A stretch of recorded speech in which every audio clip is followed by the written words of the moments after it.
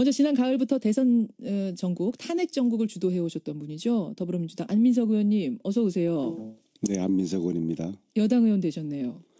9년 2개월 만에 여당 의원이 된 이 기분이요. 예. 하룻밤 사이에 뭔가 세상이 바뀐 것 같은데 굉장히 당황스럽고 어색하고 그렇죠.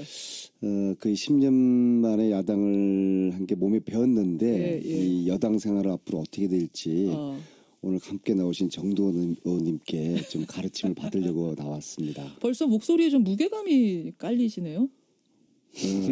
은행도 좀 달라야 되지 않겠습니까? 예, 새로 태어나는 안민석 의원과 함께 오늘 진행을 하고 이분에게 여당의 길을 불어넣어 주실 분 정두원 전 의원, 월간 정두원을 통해서 우리에게 익숙한 분이시죠. 어서 오십시오, 정 의원님. 네, 안녕하세요. 오늘 아침 소감이 정 의원은 어떠세요? 네, 좀 축하해주고 싶습니다. 그러니까 뭔가 기대가 많고요. 잘 해주실 걸로 믿습니다. 네. 사실은 지지를 했든 안 했든 표를 던졌든 안 던졌든 대통령이 되는 순간부터는 다 응원을 해야죠. 대한민국의 성공이 돼야 되니까 박근혜 대통령이 성공하지 못해서 우리가 다 우울한 것처럼 성공을 해야 모두가 다 행복한 거니까 맞습니다. 일단 제가 표를 좀 읽어볼게요. 득표율. 아직도 확실히 모르시는 분들이 계셔서요. 제가 정확하게 읽어보겠습니다. 문재인 41.08, 홍준표 24.03, 안철수 21.41, 유승민 6.8, 심상정 6.2. 이게 100% 결과 최종 득표율입니다. 41.08, 24, 21, 66. 이 표를 좀 분석해 봐야겠는데요. 정두원 전 의원님. 네. 어떻게 보세요? 이 대선 결과, 이 민심 어떻게 분석하십니까? 어쨌든 문재인 대통령께서 압도적으로 당선이 된 거죠. 압도적이라고 보세요, 이 수치? 예, 그러니까 과반엔 못 미쳤지만은 이제 득표차가 최다 득표차를 난 거잖아요. 예. 이번에 이제 워낙 후보들이 또 많았기 때문에 과반 넘기는 힘들었을 거고요. 최다 득표차로 볼 때는 압도적인 승리다 이렇게 얘기해도 되겠습니다. 이 정도면 압도적. 2위와의 차이가 굉장히 크니까 네. 이것으로. 그리고 오자구도 다자구도라는 점을 봤을 때 압도적이다. 네. 안민석 의원도 동의하십니까? 그 수치로 보면요. 예. 이명박 정동영 그때가 530만 표 차이로 이명박 정부가 탄생했어요. 이번에는 그보다 약 30만 표가 많은 557만 표 차이로 이겼거든요. 예. 그런데 득표율이 41%라는 것은 사실 한 45% 정도는 기대를 했었거든요. 내심. 네, 생각했던 것보다 낮은 득표율이에요. 어허. 표차는 크지만. 예. 그래서 이것은 신이 저희들에게 또 문재인 대통령에게 교만하지 말아라. 아주 절묘한 선에서 너무 과하지도 않고 또 부족하지도 않은 이 지점에서 표를 주신 것 같아요. 신의 한 수입니까? 41.08? 네, 그런 것 같아요. 사실은 이제 40이 안 되고 30대에서 계속 개표 상황이 그러면은 거의 절름발이 정권이 되었을 겁니다. 그게 그러니까 한 끗 차이인데 39냐 40이냐가 아주 느낌이 다른 거죠. 그죠. 아주 크죠. 그러나 45%를 넘겨주지 않은 것은 정말 이건 신의 한 수. 저는 그렇게 보고 있습니다. 이제 여당 의원 되셨으니까 네. 당선 요인은 뭐라고 분석하세요? 여당에서는? 무엇보다도 그러니까 물론 후보가 열심히 했고 그리고 저희 당이 지난 4년 전보다 아주 똘똘 뭉쳤어요. 정말 이렇게 완벽하게 팀워크가 이루어질 수는 없었을 겁니다. 선거를 하면서. 사실은 저 눈에 보이기도 그랬는데 그게 실제였습니까? 보이기만 그런 게 아니라? 그럼요. 실제로 똘똘 뭉쳤습니까? 그럼요. 실제로 그렇습니다. 지난 대선하고 비교하면 어떻습니까? 특히 지난 대선에서는 내부적인 갈등이 많았었거든요. 그리고 그것이 선거 기간 내내 제대로 이 시너지 효과가 내부적으로 못 냈어요. 근데 이번에는 이제 개파 그런 문제도 한 번도 표면적으로 나타나지 않았고 실제로 물밑에서도 그러한 갈등이 없었어요. 아니 왜 경선할 때 좀 문제 있지 않았어요? 경선 질린다는 경선 끝나고 난 다음부터 이후에 그러니까 치유가 됐어요. 3주 동안 3주 동안 그래도 박영선 의원님조차도 통 크게 그 위원장을 맡아주셔서 호남에서 열심히 뛰셨잖아요. 네, 그렇습니다. 그래서 이제 그런 측면이 있지만 무엇보다 근데 그 본질적으로는 예. 이 촛불 국민들이 이 조기 대선을 만들어냈고 예. 또 촛불 국민들이 그 승리를 한 것이죠. 그리고 그 국민들은 문재인이라는 하나의 지렛대를 통해서 이 정의로운 나라를 나라답게 만들어 보겠다는 예. 그런 간절함이 있었고 그 간절함이 주요한 것이죠. 그 간절함이 있었고 당은 당대로 지원을 잘해줬고 이게 박자가 맞았단 말씀이세요. 네, 그렇죠. 안민석 의원의 분석. 정두원 전 의원은 어떻게 요인을 보십니까? 당선 요인. 이기면 모든 것이 옳은 걸로 돼버립니다. 예. 사실 당선의 1등 공신은 예. 박근혜 최순실이라고 봐야죠. 당원도 아니고 예.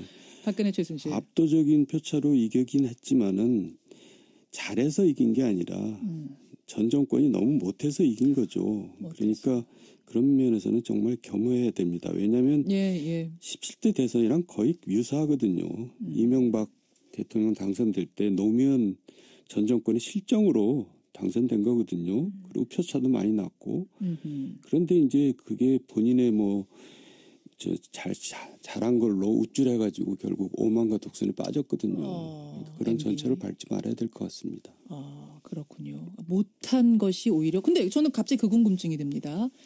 박근혜, 최순실 두 사람이 못해서 훨씬 유리한 상황이 됐으면 그게 문재인 대통령한테만 유리한 게 아니라 안철수 후보, 심상정 정의당의 심상정 후보 또 탄핵 찬성했던 유승민 후보한테도 다 유리한 상황이었는데 왜 최대 수혜자가 문재인이 됐을까요? 아니, 그 상대적으로 이제 우월했던 거죠. 그러니까 우리나라는 정권을 잡는 게 잘하기 경쟁이 아니라 서로 못하게 하기 경쟁입니다. 그러니까 국회에서 벌어지는 일들이 다 발목 잡기잖아요. 그 이유가 뭐냐면 지금 집권 여당이 잘하면 안 되는 게 집권하기 좋은 겁니다. 그래서 발목 잡기 경쟁이 벌어지는데 그게 우리나라 정치의 큰 병폐죠. 그래서 지금 여당은 이제 물론 이제 모든 것을 원칙과 국민의 신뢰대로 이제 해야 되겠지만은 야당도 이제는 그런 행태에서 벗어나야 됩니다. 야당도. 예. 서로 잘하기 경쟁을 해야지 서로 발목 잡기 경쟁을 해서는 안 되죠. 지금 안민석 의원이 고개를 끄덕끄덕 하셨어요. 걱정되시죠? 이거 발목 잡기 시작하면 아무것도 못하는 의석수 아닙니까? 120석? 그렇죠. 저는 어제 이제 밤 8시에 그 출구 조사 결과 발표되면서 실질적 당선이 이제 결정됐지 않습니까?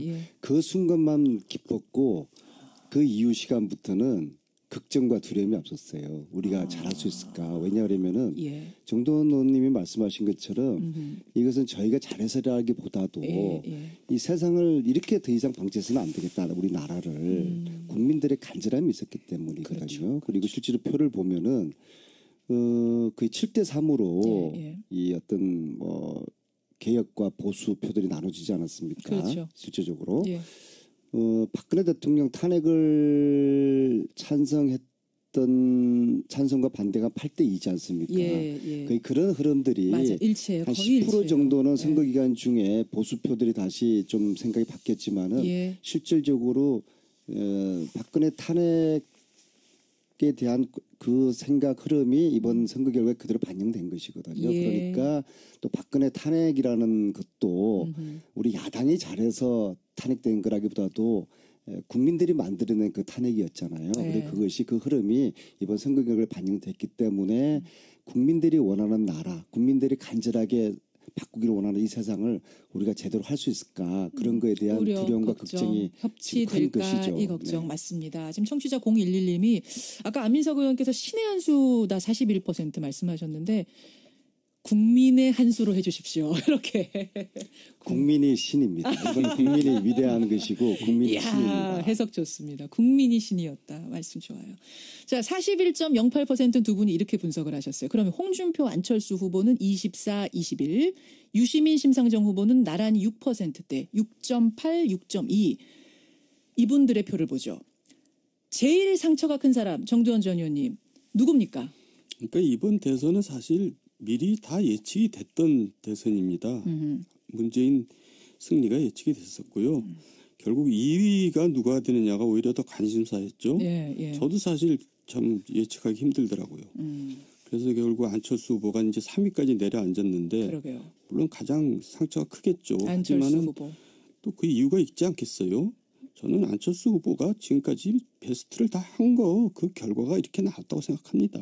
그러니까 뭐 큰 불만을 가질 게 아니라 자기 자신을 돌아봐야죠. 왜 사실은 이제 안철수 후보 얘기부터 나왔으니 말인데 양강 구도까지 가고 심지어 여론조사에서 문재인 후보를 앞서기까지 했던 안철수 후보가 2위도 아니고 3위까지 무너진 거 왜 그렇다고 보세요? 저한테 물어본 거예요. 예, 말씀하십시오. 정두원 의원님. 그러니까 안철수에 대한 환상이 있었죠. 환상? 근데 이제 실제가 자꾸 이제 드러나니까 환상과 토론하면서. 실제의 차이가 크다는 걸 국민들이 이제 많이 시간 지나면서 많이 느끼면서 그게 이제 꺼진 거죠. 환상 속에 그대였던 거예요? 그렇습니다. 그러니까 결국 준비가 안 된 거라고 봐야 됩니다. 덜 됐었다. 예, 덜 된 게 아니라 안 된 거죠. 그러니까 안 됐다고 너무 단정하시면 가뜩이나 상처 큰 그게 분한테. 결국 TV 토론에서도 나타났잖아요. TV 토론. 결국 그럼 MB 아바타 갑철수 이저 화제됐던 거 그게 컸다고 생각하세요? 뭐 그 한마디보다도요. 이건 전체적으로 느낌이 그러니까 자기 자신이 과신했던 거죠. 그래요. 예. 그래요. 안민석 의원 어떻게 보세요? 안철수 후보. 안철수 후보는 정돈 의원님 말씀하신 것처럼 이런 게 어쩌면은 많은 후보일 수도 있겠지만 또한 저는 이 선거를 완주했다는 것에 대해서 저는 사실은 개인적으로 좀 뭐랄까 좀 격려를 해주고 싶어요. 왜냐하면은 제가 이제 안철수 후보하고 국회에서 상임위 교육문화체육관광위원회를 지금 같이 하고 있어요. 그렇죠. 예. 사실 상임위를 같이 한다는 것은 그 바닥을 서로 실력이라든지 그 분의 인성이라든지 됨됨이를 국회 내에서 가장 잘할 수 있는 사람들이거든요. 그래요. 물론 선거 기간 중에 제가 뭐 혹시나 네거티브로 비칠까봐 제 나름대로 상당한 이제 표현이라든지 데이터를 좀 자제를 했지만요. 저는 이분이 끝까지 못 갈 거라고 저는 생각을 했어요. 예. 이제 와서 얘긴데. 네. 그러나 왜요? 완주를 했다는 아니 것에 잠깐만 대해서 왜 못 갈 거라고 보셨어? 이분이 지금 국민의당이라는 큰 당의 주자가 됐는데 이 어려운 선거판을 완주할 만한 어떤 근성 그런 것들 정치인으로서 그다음에 오랜 경험은 없으니까. 네, 그리고 이제 국민당 내에서 사람들과의 관계, 팀플레이 그분이 좀 팀플레이 그것이 극도로 좀 빈약한 분이거든요. 선거라는 거는 개인기가 아니라 팀플레이거든요. 그러니까 경험의 부족에 대한 이런 부분 때문에 우려는 있었으나. 그러나 어쨌거나 완주를 해서 비록 3등을 했지만 또 2등과 투짝이 그렇게 많지는 않았고 본인으로서는 다음을 기약할 수 있는 발판을 만들었다고 이제 볼 것입니다. 그러나 호남에서 저희 후보에 비해서 거의 더블 스코어로 이제 졌지 않습니까? 바로 그 이 기반이 부분이거든요. 무너졌다는 것에 대해서 그렇죠. 언덕이 무너졌다는 것에 대해서 안철수 후보의 이후의 정치적인 행보는 상당히 타격을 받게 될 것이고요. 안철수를 제외한 홍준표 후보는 사실은 지옥에 갔다가 다시 살아난 그런 거죠. 가장 남는 장사를 졌지만 한 것으로 보이고요. 물론 이제 대부분 판결을 또 지켜봐야 되겠지만요. 그리고 유승민, 심상정 상당히 의미 있는 선전을 했다고 보고 이후에 그들의 정치적인 자산을 만들었다고 보고요. 특히 유승민 후보가 표방하는 개혁 보수 이게 우리 보수 진영에서 상당히 유의미한 그런 지금 슬로건이었고 앞으로도 좀 개혁 보수가 성공하기를 바라겠습니다. 한 번에 이제 뭉뚱그려서 다 말씀을 해주셨는데 한 분 한번 조금 더 들여다볼 지점이 뭐냐면 정두원 전 의원님. 네. 저도 그 안철수 후보의 호남 득표에 주목을 합니다. 그러니까 안철수 후보가 3위를 했는데 그것보다 더 아픈 건 지지 기반 국민의당 의원의 80%가 호남에 적을 두고 있는데 거기에서 더블 스코어로 졌어요. 문재인 후보 더블 스코어로 이겼습니다. 이거 어떻게 보세요? 그러니까 우리 안민석 의원이 여당 의원이 되더니 굉장히 점잖으셨어요. 다른 분하고 저 얘기하고 있는 것 같아요. 평소보다 지금. 점잖게 하시는데 이제 신랄하게 얘기한다면 안철수 의원은 사실 가진 것보다 많이 누렸습니다. 지금까지 저는 그렇게 한마디로 얘기하고요. 그리고 이제 자유한국당 홍준표 후보는 사실 졌지만은 사실 지금 희낙낙하고 있을 것 같아요. 아니 네. 저는 근데 어제 그 패배 선언하면서 표정은 굉장히 어둡던데 홍준표 후보 그거 아닙니까? 표정 관리는 그렇게 해야죠.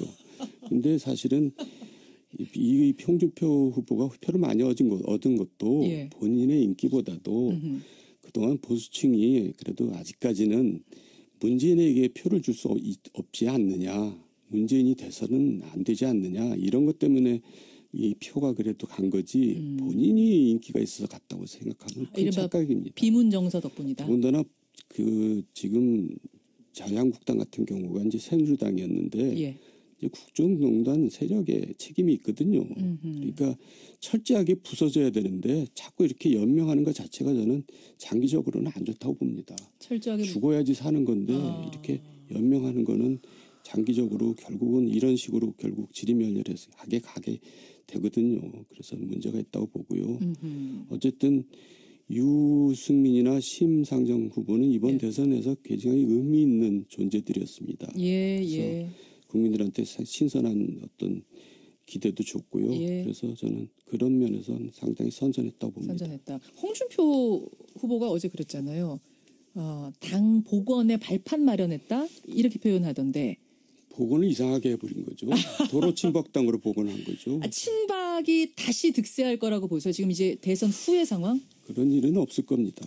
그래서 이게 잘못 복원이 된 거죠. 분명히. 복원을 그런 식으로 복원해가지고는 안 되죠. 예. 저는 안민석 의원님 이 부분을 질문드리고 싶어요. 이제 홍준표 후보가 사실은 친박이 아니잖아요.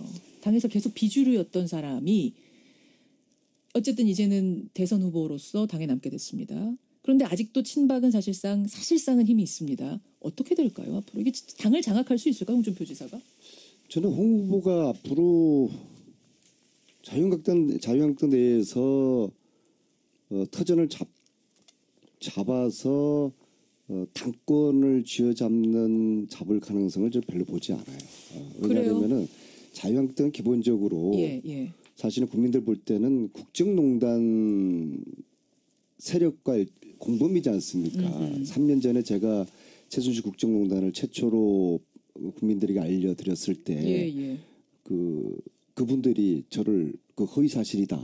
안민석 정계 떠나라. 얼마나 저를 집단적으로 공격했습니까? 그랬었죠. 그분들이 그대로 지금 남아있는 그 터전 위에서 홍준표 후보가 있게 됐을 때 홍준표 후보도 박근혜 대통령 대해서 그 탄핵에 대해서 지지하고 그러지 않았습니까? 그래서 그 자유한국당에 남아있는 분들은 홍준표의 그런 인식을 좌시하지 않을 겁니다.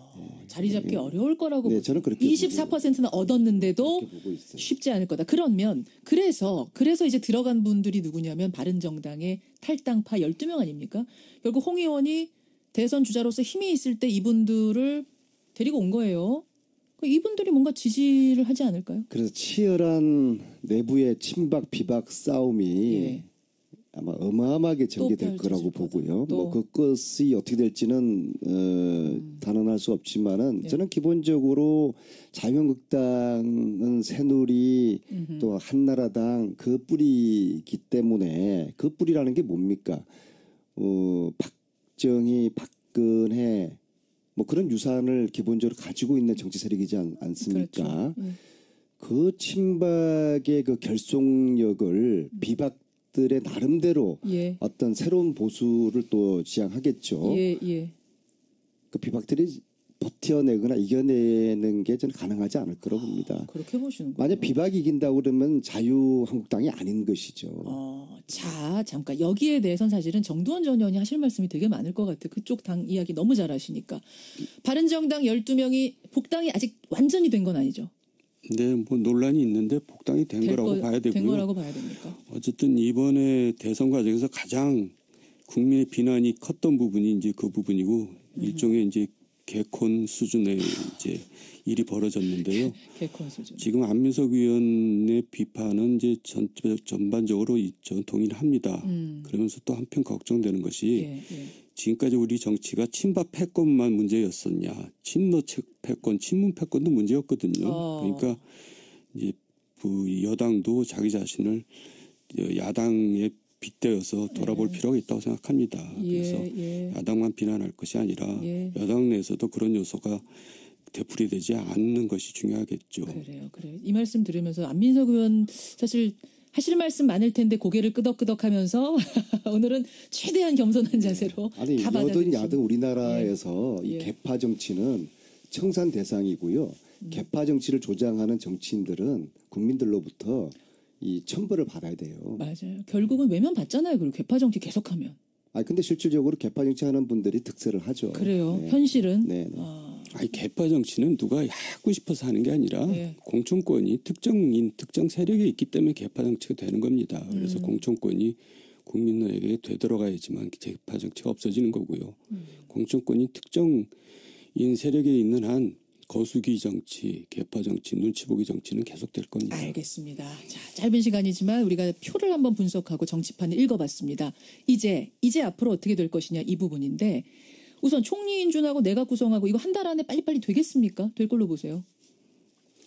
그것은 사실 두 가지 요소가 있는데 첫째는 대통령께서 협치의 정신을 잘 발휘하셔서 반대편에 있는 분들도 끌어안는 이제 그러한 진정성을 보여주느냐가 달려 있고요. 두 번째는 이제 야당이 된 그 세력 정치 세력에서도 진짜적으로 이게 가장 중요한 게 나라를 빨리 안정시키는 거지 않습니까? 그렇죠. 지난 7, 8개월 동안에 이게 국가 시스템이 붕괴된 거 아니겠습니까? 그래서 야당도 그래도 어쨌거나 나라가 안정되고 정상화되기 전까지는 협력하겠다라는 그러한 자세를 가져주느냐.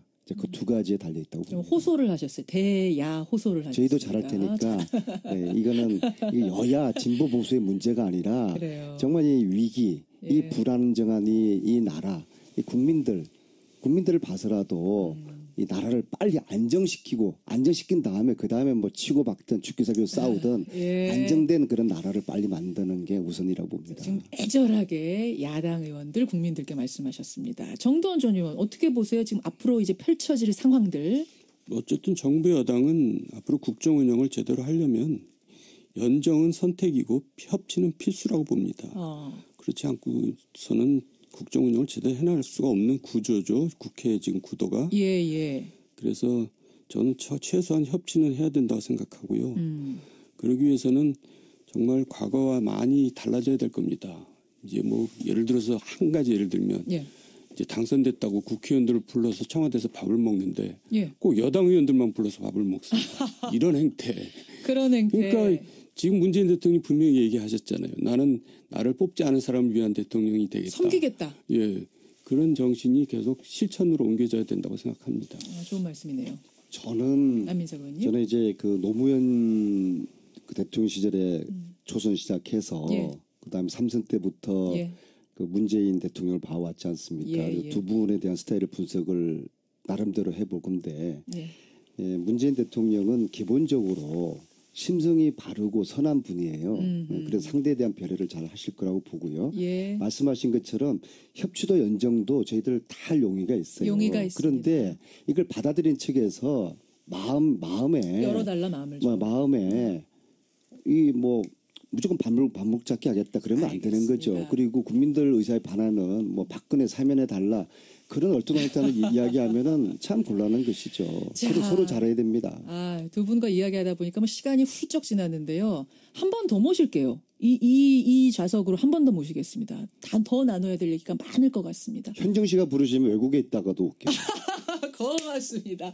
안민석 의원, 정두원 전 의원 오늘 두 분 고생하셨고요. 두 분의 바람대로 좋은 나라, 좋은 대통령 되기를 저도 기대하겠습니다. 고맙습니다. 감사합니다. 그러니까 한 끗 차이인데 39냐 40이냐가 아주 느낌이 다른 거죠. 그죠. 아주 크죠. 그러나 45%를 넘겨주지 않은 것은 정말 이건 신의 한 수. 저는 그렇게 보고 있습니다. 뭐 이제 여당 의원 되셨으니까 당선 요인은 뭐라고 분석하세요? 여당에서는?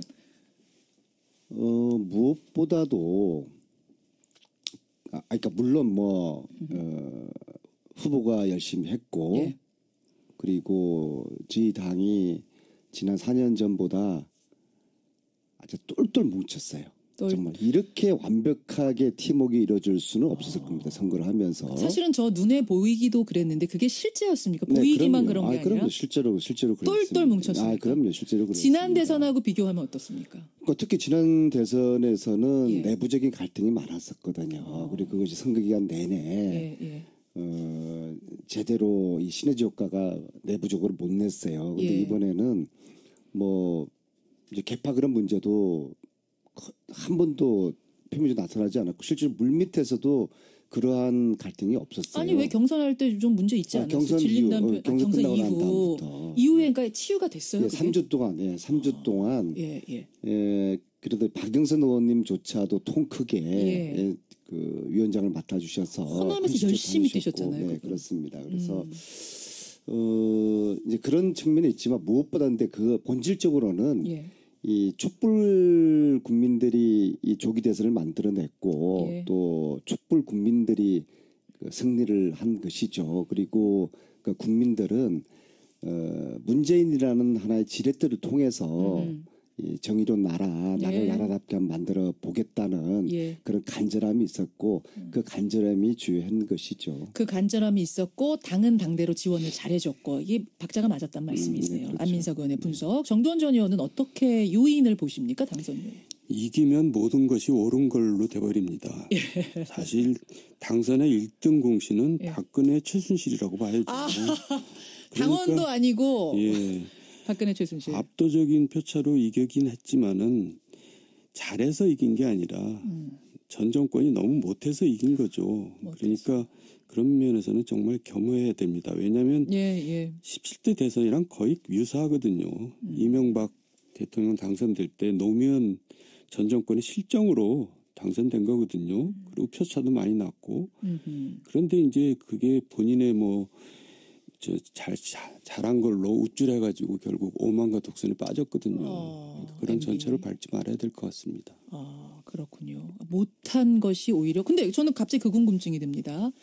박근혜, 최순실 두 사람이 못해서 훨씬 유리한 상황이 됐으면 그게 문재인 대통령한테만 유리한 게 아니라 안철수 후보 심상정 정의당의 심상정 후보 또 탄핵 찬성했던 유승민 후보한테도 다 유리한 상황이었는데 왜 최대 수혜자가 문재인이 됐을까요? 그러니까 상대적으로 이제 우월했던 거죠. 그러니까 우리나라는 정권을 잡는 게 잘하기 경쟁이 아니라 서로 못하게 하기 경쟁입니다. 그러니까 국회에서 벌어지는 일들이 다 발목 잡기잖아요. 그 이유가 뭐냐면 지금 집권 여당이 잘하면 안 되는 게 집권하기 좋은 거. 먼저 지난 가을부터 대선 전국, 탄핵 전국을 주도해 오셨던 분이죠. 더불어민주당 안민석 의원님 어서 오세요. 네, 안민석 의원입니다. 여당 의원 되셨네요. 9년 2개월 만에 여당 의원이 된 이 기분이요. 하룻밤 사이에 뭔가 세상이 바뀐 것 같은데 굉장히 당황스럽고 어색하고 그렇죠. 거의 10년 만에 야당을 한 게 몸에 배었는데 이 여당 생활을 앞으로 어떻게 될지 오늘 함께 나오신 정두원 의원님께 좀 가르침을 받으려고 나왔습니다. 벌써 목소리에 좀 무게감이 깔리시네요. 은행도 좀 달라야 되지 않겠습니까? 새로 태어나는 안민석 의원과 함께 오늘 진행을 하고 이분에게 여당의 길을 불어넣어 주실 분 정두원 전 의원 월간 정두원을 통해서 우리에게 익숙한 분이시죠. 어서 오십시오. 정 의원님. 네, 안녕하세요. 오늘 아침 소감이 정 의원은 어떠세요? 네, 좀 축하해주고 싶습니다. 하여간 뭔가 기대가 많고요. 잘 해주실 걸로 믿습니다. 사실은 지지를 했든 안 했든 표를 던졌든 안 던졌든 대통령이 되는 순간부터는 다 응원을 해야죠. 대한민국의 성공이 돼야 되니까 박근혜 대통령이 성공하지 못해서 우리가 다 우울한 것처럼 성공을 해야 모두가 다 행복한 거니까 맞습니다. 일단 제가 표를 좀 읽어볼게요. 득표율. 아직도 확실히 모르시는 분들이 계셔서요. 제가 정확하게 읽어보겠습니다. 문재인 41.08, 홍준표 24.03, 안철수 21.41, 유승민 6.8, 심상정 6.2. 이게 겁니다. 그래서 발목 잡기 경쟁이 벌어지는데 그게 우리나라 정치의 큰 병폐죠.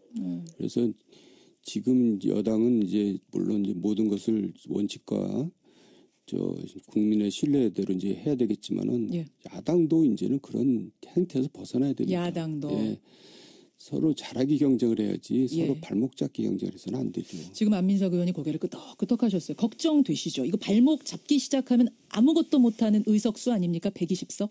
그렇죠. 저는 어제 이제 8시, 밤 8시에 그 출구 조사 결과 발표되면서 예. 실질적 당선이 이제 결정됐지 않습니까? 예. 그 순간만 기뻤고 그 이후 시간부터는 걱정과 두려움이 없었어요. 우리가 잘할 수 있을까? 왜냐하면은 예. 정도원 의원님이 말씀하신 것처럼 이것은 저희가 잘해서라기보다도 이 세상을 이렇게 더 이상 방치해서는 안 되겠다. 우리 나라를 국민들의 간절함이 있었기 때문이거든요. 그렇죠. 그리고 실제로 표를 보면은 거의 7대3으로 이 어떤 뭐 개혁과 보수 표들이 나눠지지 않았습니까? 그렇죠. 실제적으로. 예. 박근혜 대통령 탄핵을 찬성과 반대가 8대2지 않습니까? 거의 그런 흐름들이 맞아. 일치해요. 한 거의 10% 일치해요. 정도는 선거 기간 중에 보수표들이 다시 좀 생각이 바뀌었지만은 실질적으로 박근혜 탄핵에 대한 그 생각 흐름이 이번 선거 결과에 그대로 반영된 것이거든요. 그러니까 또 박근혜 탄핵이라는 것도 우리 야당이 잘해서 탄핵된 거라기보다도 국민 100% 결과 최종 득표율입니다. 41.08, 24, 21, 66. 이 표를 좀 분석해 봐야겠는데요. 정도원 전 의원님. 네. 어떻게 보세요? 이 대선 결과, 이 민심 어떻게 분석하십니까? 어쨌든 문재인 대통령께서 압도적으로 당선이 된 거죠. 압도적이라고 보세요, 이 수치? 예, 그러니까 과반엔 못 미쳤지만은 이제 득표차가 뭐 최다 득표차를 난 거잖아요. 예. 이번에 이제 워낙 후보들이 또 많았기 때문에 과반 넘기는 힘들었을 거고요. 최다 득표차로 볼 때는 압도적인 승리다 이렇게 얘기해도 되겠습니다. 이 정도면 압도적. 2위와의 차이가 굉장히 크니까 이것으로. 그리고 오자구도 다자구도라는 점을 봤을 때 압도적이다. 안민석 의원도 동의하십니까? 그 수치로 보면요. 이명박 정동영 그때가 530만 표 차이로 이명박 정부가 탄생했어요. 이번에는 그보다 약 30만 표가 많은 557만 표 차이로 이겼거든요. 그런데 득표율이 41%라는 것은 사실 한 45% 정도는 기대를 했었거든요. 내심. 네, 생각했던 것보다 낮은 득표율이에요. 표차는 컸지만. 그래서 이것은 신이 저희들에게 또 문재인 대통령에게 교만하지 말아라. 아주 절묘한 선에서 너무 과하지도 않고 또 부족하지도 않은 이 지점에서 표를 주신 것 같아요. 신의 한 수입니까? 41.08? 그런 것 같아요. 사실은 이제 40이 안 되고 30대에서 계속 개표 상황이 그러면은 거의 절름발이 정권이 되었을 겁니다.